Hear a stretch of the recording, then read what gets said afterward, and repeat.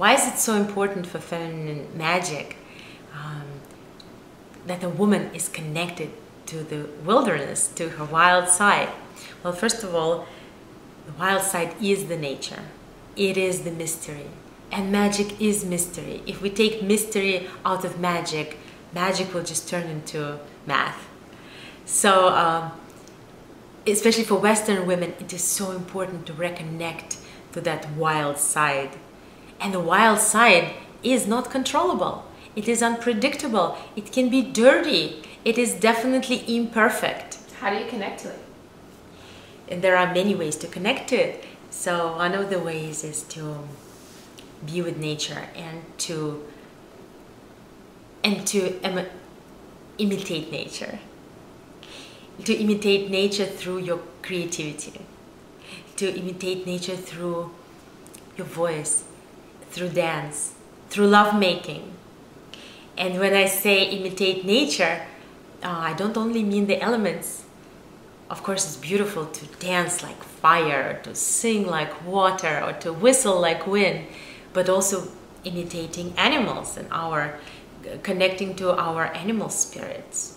And we can have more than one animal spirit. For example, I at least have 5.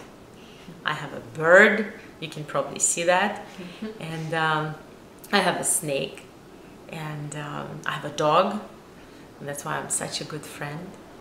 And yeah, and I have a couple of secret animal spirits, and they all come out at different points, at different moments. Sometimes I want to ravish, sometimes I want to protect, sometimes I want to fly.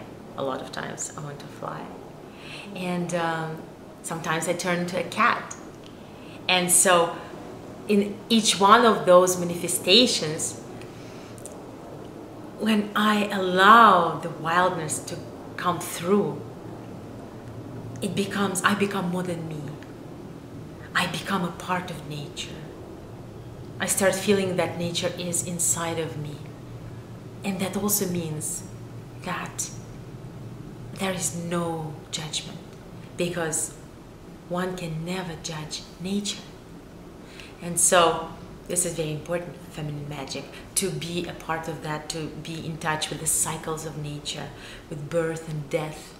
And the most important, to be okay with that, to transcend that duality.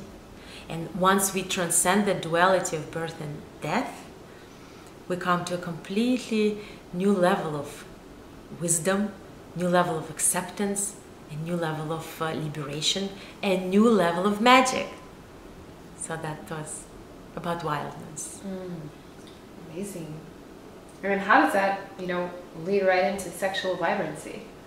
Yeah, well, first of all, we are born very sexually vibrant. And sexual energy itself doesn't have a positive or negative connotation.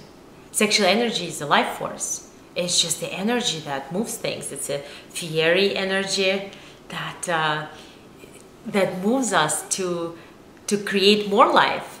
This is the energy that is essential for us to feel pleasure, to feel alive, to feel connected.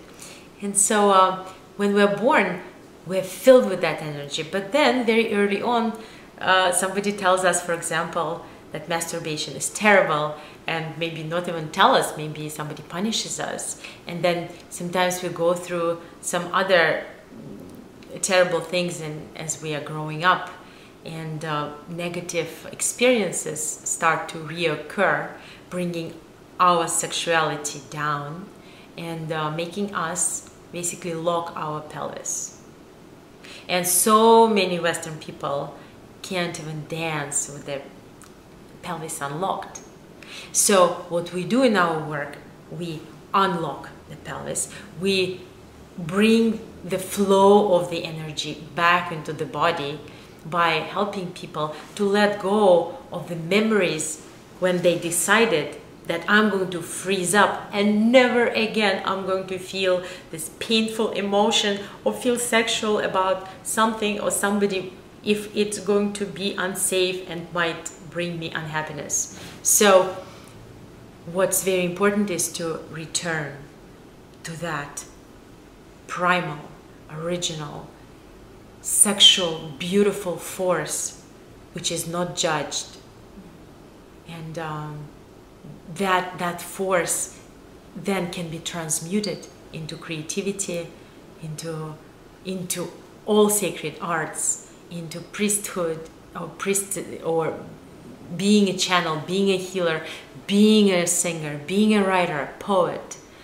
The same sexual energy can be transmuted through the heart and expressed into the world. So that is a very, very important aspect of feminine magic. Beautiful. So needed. I'm like wanting to get up and dance right now. Yeah. Yeah. Absolutely. Unlock that pelvis. Yes, exactly. And so the third point of feminine magic is being deeply aligned with that highest prayer of your heart. And that highest prayer, although the real highest prayer is always love for everyone, but at every point in our lives, that love can take a slightly different shape. It can come in with a different quest. Sometimes we feel that our biggest expression of love would be to have a beloved partner. Sometimes we feel that it would be to have a child. Sometimes we feel that it would be to have a prosperous business that is helping yourself and others. Sometimes we feel that the biggest work of love would be to shift something in the world, being an activist. Sometimes to create a piece of art. So it can go on. And so zeroing in to what really lights you up.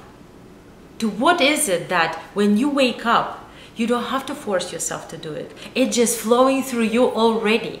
And when you go to sleep, you get information from your dreams because you are living in accordance to the real, true, authentic desire, your feminine desire. And so many women, we're so conditioned to think that, wow, everyone has to get married and have children. But that is not necessarily right for everyone.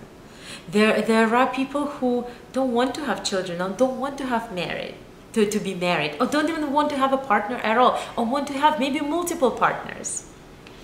There are women who feel that they just want to dance and sing, and then there are other women who feel that they just want to take care of people who are passing over to the other side.